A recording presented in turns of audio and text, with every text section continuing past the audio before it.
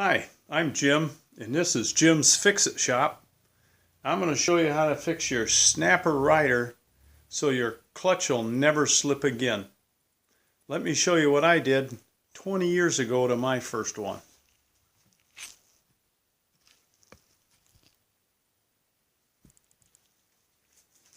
This is what's left of my 33-inch snapper I just bought offline, because they told the man at the dealership it's going to cost over $400 to fix it because he stripped out one gear that sells for $85. So I bought it.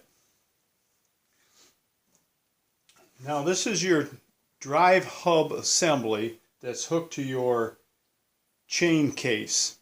My differential case I took out and I had this all tore apart, but I threw the axle back in just so you could see how this hangs in the machine and how really easy it is to get out.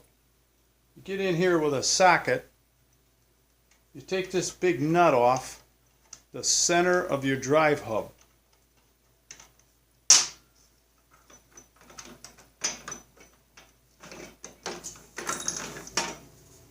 Your washers will fall out, and that's just how easy it is to get off.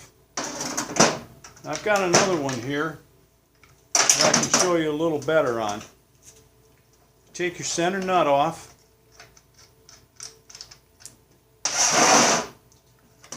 That slides right off of there. I'll set that out of the way. Center washers. Here's your assembly. You take off these outside nuts. Oops, lost that one.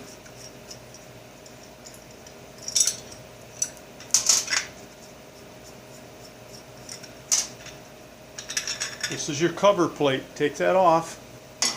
Throw it away. You don't need it. This is your thrust washer. You don't need that anymore either. This is your clutch or your drive disc, whatever they want to call it. This is your hub assembly. Now this is shiny on the outside and very buffed. And that's why my new disc don't work any better than the old one did. And it's brand new material inside. This fits on here loosely, so as the spring pulls that up against that flywheel, it'll take off slowly. You won't pop wheelies.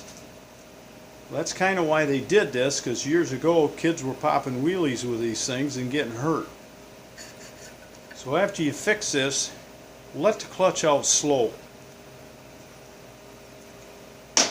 Now in your hub, you got 5 evenly spaced holes that are 5/16 in diameter.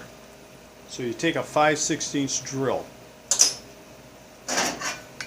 You got this slop in here. You wrap masking tape, 3/4 inch masking tape around here several times. You're going to build that up a 1/16 of an inch or more till that just pushes on and there's no more slop. That'll center this, so as it's spinning, this thing's not going to be flying out around and causing vibrations on you. Put that on there with your tape. Take your 5/16 drill, put it in all 5 of your holes, tap it lightly. Turn it 1/4 of a turn, tap it again. That's going to give you a very small little X, so you can't see it on camera, right there. Now you get yourself a good punch with a sharp point on the end of it. You put it in that X, you hit it with your hammer. That you can give it a good hit. That'll give you a good starting point to drill all 5 of your holes on your drill press or with a hand drill. Here's mine, it's done. I used 5/16 bolts. You could use 1/4 20s. Doesn't really matter. When you get that put together, you can take the tape off or leave it on. It doesn't really matter. Put your center nuts back on. If you don't, the center nuts hold your outside flange to your aluminum hub that actually drives it. You don't want that coming loose and vibrating on you. So put them 4 nuts on and tighten them up again. Put your drive disc on your hub, turn it and line the holes. Put your 5 bolts through, either size you want to use. Tighten it down good. Now before you put that back on your machine, get this back out. This is the way it hangs in there. You got a brake lever right here. This is hooked to your clutch brake pedal on your machine. Your brake pedal is hooked to this brake. This is one that does all your braking. If this material is evenly thicked all the way around, then it's fine. You don't need to replace it. If it's worn, I suggest you replace it, because this is a brake you're going to be using. This brake lever, you take the nut and the bolt off, you take the brake lever off, you throw that away too. You don't need it. If you don't, what's going to happen, when you put this back together, this brake lever is going to collide with your bolt heads you just put in there. The old machines, they never had that. So take that off and get rid of it. It'll come right out of there. Put your nut and bolt back in.